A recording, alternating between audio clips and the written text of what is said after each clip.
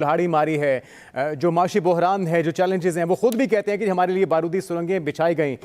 जो ज़िमनी इंतखाबात के नताइज हैं वो भी आपके सामने, उन्हें शिकस्त का सामना करना पड़ा है। लेकिन आपको लगता है कि आज का वो दिन है, आज की वो तैनाती है जिसके लिए पीडीएम ने इतना बड़ा रिस्क सियासी तौर पर भी और वैसे भी मोल लिया अपने मुस्तकबिल को लेकर, तो वो मकसद पूरा हो गया जिस मकसद के लिए पीडीएम इस हुकूमत में आई थी?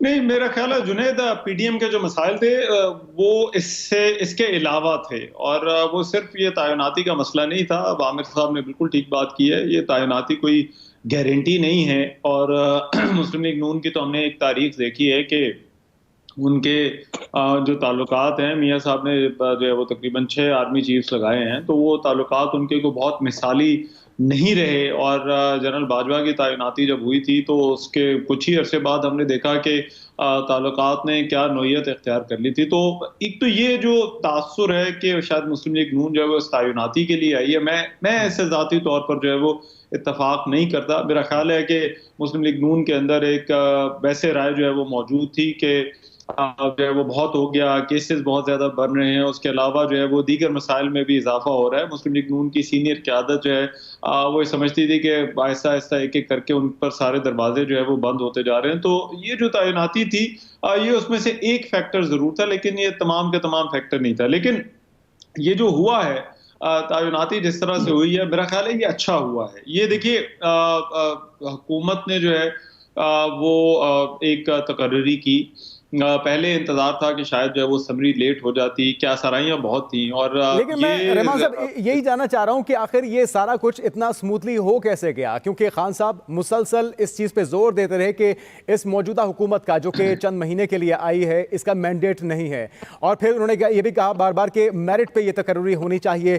फिर गुज़िश्ता रोज़ का बयान कि वो आईनी और कानूनी तौर पर इस मामले पर खेलेंगे सदर के साथ मुशावरत के साथ। फिर भी ये सारा कुछ जो कि खुशाइंद है, स्मूथली कैसे हो गया आपके ख्याल में? ये सारा कुछ इतना खुशाइन तरीके से हुआ कैसे? देखिए, मेरा ख्याल है इसके अंदर कुछ कैलकुलेशंस हैं। ज़ाहिर बात है, जब आप किसी सियासी लड़ाई के लिए तैयार होते हैं तो पहले आप अपनी ऑप्शंस को जो है वो देखते हैं। और इस मामले के अंदर जुनैद, ये समझिए कि पाकिस्तान तहरीक इंसाफ और सदर ममलिकत आरिफ अलवी के पास बहुत कम ऑप्शंस थी।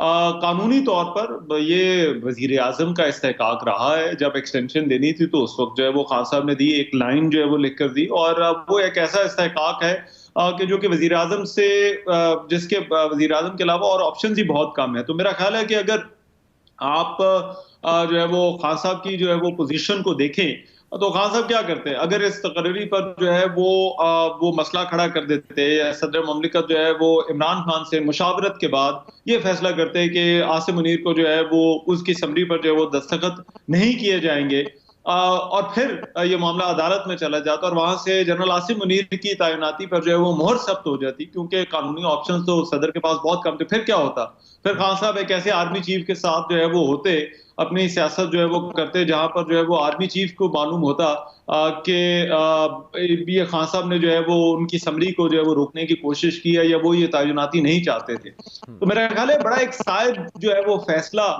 किया है पाकिस्तान तहरीक इंसाफ की क़यादत ने। को बड़े अच्छे मशवरा देने वाले हैं जिन्होंने मशवरा दिया है कि इसको एक तो ये कि इसको रोका ना जाए, और दूसरा ये कि फौरी तौर पर जो है वो ये करके इसकी समरी पर दस्तखत करके एक पैगाम दिया जाए कि हम ताल्लुकात को जो है वो रीसेट करना चाहते हैं। तो मैं तो इसको इस तरह से देखता हूं कि अगर आप पाकिस्तान तहरीक इंसाफ हो तो आपकी जो पॉलिटिकल कैलकुलेशन है वो क्या है।